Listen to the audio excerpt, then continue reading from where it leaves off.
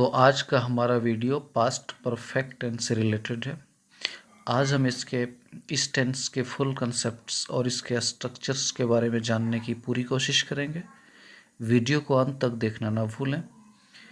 Past perfect tense से related हर problem की solution आज हम करने जा रहे हैं।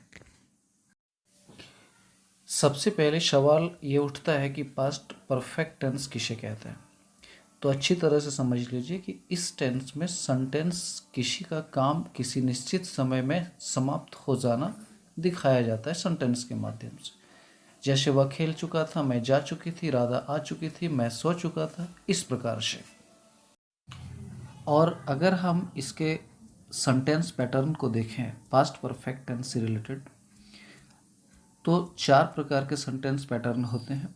पहला अफर्मेटिव, दूसरा इंट्रोगेटिव, तीसरा नेगेटिव और चौथा इंट्रोगेटिव नेगेटिव होता है।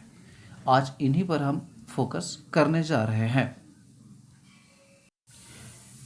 सबसे पहले आप अफर्मेटिव सेंटेंसेस के कुछ हिंदी एग्जाम्पल्स देखिए। स्क्रीन पे आपको दिखाई जा रही है। राम खा चुका था, सीता पढ़ चुकी थी, वह खेल चुका था, मैं आ चुका था। इस प्रकार से आप बहुत सारे सेंटेंसेस अफर्मेटिव के लिए बना सकते हैं और समझ सकते हैं। उसी प्रकार से आप इंट्रोगेटिव सेंटेंसेस के लिए भी कुछ हिंदी एग्जाम्पल्स देख सकते हैं।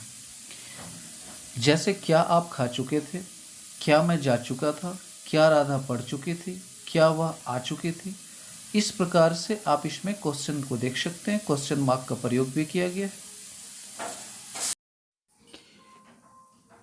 उसी प्रकार से आप नेगेटिव सेंटेंसेस के भी एग्जाम्पल्स देख सकते हैं जो कि पास्ट परफेक्ट से रिलेटेड है। जैसे राम नहीं खा चुका था, सीता नहीं पढ़ चुकी थी, वह नहीं खेल चुकी थी, मैं नहीं सो चुका था। तो इस प्रकार से ये एग्जाम्पल्स नेगेटिव सेंटेंसेस के आपके सामने दिए गए हैं। और इंट्रोगेटिव नेगेटिव सेंटेंसेस के भी एग्जाम्पल आप देख सकते हैं।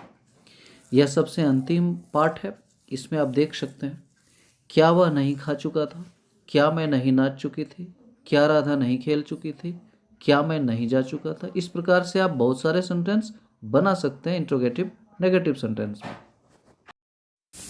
आइए अब हम लोग सबसे पहले अफर्मेटिव सेंटेंस से रिलेटेड पास्ट परफेक्ट टेंस का रूल को जानें।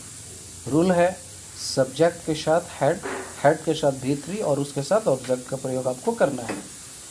3 पॉइंट आउट करवाए गए हैं। इस तीनों पॉइंट आउट को ध्यान से देखिए आप, शायद आपको समझ में अच्छी तरह से आ जाएगी। यहाँ पर एफर्मेटिव से रिलेटेड कुछ सॉल्व्ड एग्जांपल्स दिए हुए हैं, आप इसे देखकर समझ सकते हैं। वह खेल चुकी थी, सी हैड प्लेड, मैं पढ़ चुका था, आई हैड रीड, तुम नाच चुके थे, यू हैड डांस्ड, तुम सो चुके थे, ही हैड स्लेप्ट। यहाँ पे यू होना चाहिए, यू होगा। इस प्रकार से आप इसको समझ सकते हैं। और अब हम आपको नेगेटिव सेंटेंस बनाने के रूल सिखा रहे हैं, ध्यान दीजिएगा। सब्जेक्ट के साथ हेड, हेड के साथ नॉट, नॉट के साथ भी3 प्लस ऑब्जेक्ट।